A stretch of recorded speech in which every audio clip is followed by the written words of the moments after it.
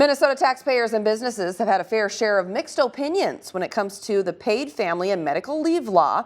It's now in effect in the North Star State. Our Sam Cavone hears the business side of things tonight. Small businesses in Minnesota are starting to feel the impacts on the paid family and medical leave law, which took effect on January 1st. This allows employees to take up to 20 weeks of paid leave for medical or family reasons like caring for a child or needing surgery. It's great for the employee, and I can really understand why an employee would want to take advantage of this program. So I don't begrudge them that. It's great for the employee.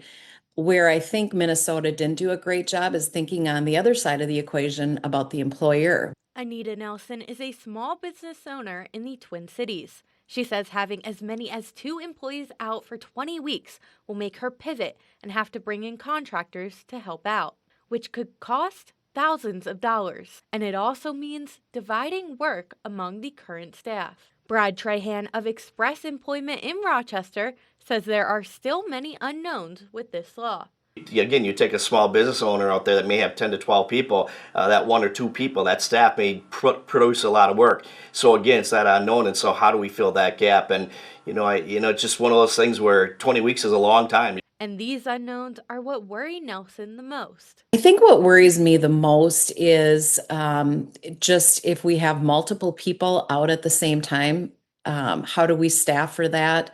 How do we absorb that additional cost of bringing in, outside help? And like I said, how do we do that without burning out our current staff?